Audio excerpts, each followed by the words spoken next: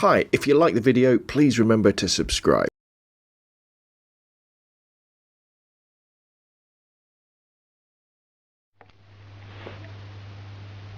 Hi, it's Rob from robandphoto.com and the SCL Subject Composition and Light Photography Podcast with a quick look at the Canon EF 35-105 f4.5 to 5.6 budget zoom lens.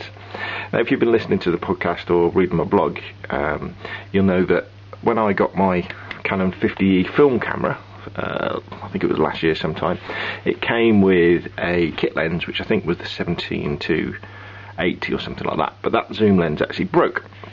So I've been using on my Canon 350d digital SLR and on the Canon EOS 500 mainly, well, when I say the lens broke, what happened is the autofocus started to stick, so I couldn't really use it very well. So I've just been using like the 28mm prime, the 50mm prime, the 75-300 EF lens, and my collection of Pentacon and Helios M42 lenses with an adapter. So what I really needed was a general purpose sort of zoom that I could use for just sort of wandering around, where I wouldn't. There's certain situations where you can't, you know, with a prime you've got to physically move backwards and forwards to get the framing you want. But sometimes you can't always do that, and that's where having a zoom comes in. And I like the focal range of the 35-105. And the best thing of all, it was very, very cheap. I think I got this for £35 plus about £4 P&P. So let's have a look at the lens. As you can see, you've got 35, 50, 70, 105, and the zoom extends as you play with it that way. You've got your AF manual focusing selection. Now, when you're in automatic focus, you can't manually focus, so you do have to switch over to manually focus before you switch that. It's got a nice rubber grip on it for controlling the zoom. It's very, very light. The main disadvantage of it, though, is that very, very slow speed, 4.5 to 5.6. So this isn't the type of lens that's going to give you excellent performance in low light conditions unless you're using a tripod, because at f4.5 for normal walking around sort of shots, if the weather's, you know, a little bit overcast, what you're going to find is your shutter speeds are going to start creeping up beyond what you can handhold comfortably. So you've either got to push up your ISO, where you obviously might get a little bit more noise, or you've got to put it on a tripod. Now, with all these budget lenses, the thing to remember is that they don't perform best at their extremes of either aperture or focal length, but as long as you take the time to lock it down on a tripod and use, you know, something like f8, and use sort of not the extremes of the zoom, you can get very, very nice photographs indeed. And this is what I found.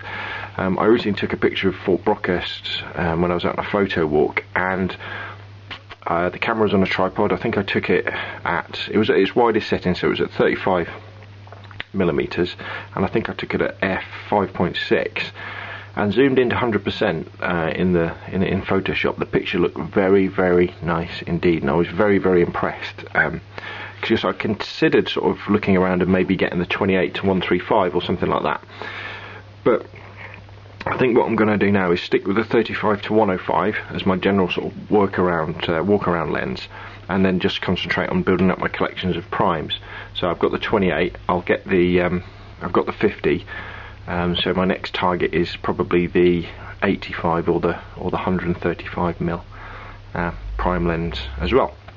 Now, what you'll see here is I've got my EOS 50D film camera as well with the 28mm EF 2.8 on it, and the reason for that is just to sort of have a quick talk about the equivalence between the crop sensor digital cameras and a full frame camera or a traditional 35mm, because although the cameras look very, very similar, the sensor inside the 350D is actually quite a bit smaller than the size of the film inside here. And what that means is, when we say that this is a 35 to 105mm lens, if you were talking 35mm form, that would mean that it's pretty wide angle to quite telephoto. Sorry, to slightly telephoto really.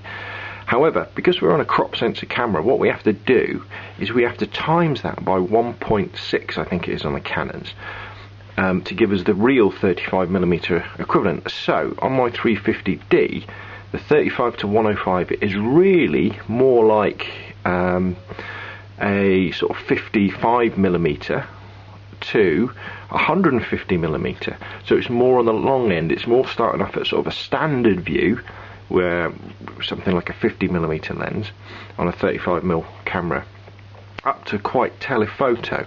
So one thing I have found is with the 35 to 105 on the 350D, it's not that wide. And what I discovered was, but what I'd have to do is, if I was, say, taking a landscape shot where I needed that extra bit of angle of view to get some foreground interest in, I'd have to put the 28mm on there just to give me that wide point.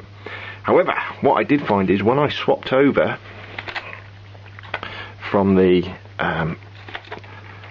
28mm on the 500E film camera, let me just put these lenses on so I don't get any dust inside my sensor. When I swapped over and put the 35 to 105 on my 50E film camera, it was absolutely brilliant, because 35mm on a film SLR, which is obviously full frame because it's film, is really, really wide, and it was fantastic. Now, when you're zooming in to 105mm, it wasn't so telephoto, obviously, as when it was on the thing. But, you know, when with me, where I like to sort of shoot quite a lot of landscapes and things like that, I'm really interested in that wide angle of view. And the 35 to 105 on the 50E gave me some really stunning looking images. Obviously, you can't see them because the images are still on the film that's still inside the camera. But it's, you know, just something worth thinking about. You know, with a 35mm on a film dSLR like the 350D, 400D, 450D, 500D that's got a crop sensor camera, it won't be as wide as it is on a film camera or on a full frame sensor, a sort of pro digital camera. But overall, I've got to say, I was a bit sceptical about the 35 to 105 because it doesn't get very good reviews on the net at all. People are always saying about how it's soft and blah, all that sort of thing.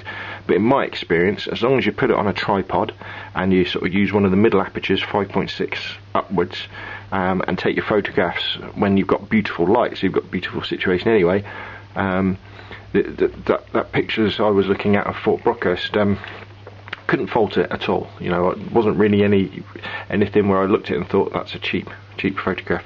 Obviously, it's not going to be up to the sharpness of the primes like the 28 or the 50, but it's more than good enough for what I need when I'm wandering around and taking lots of photographs.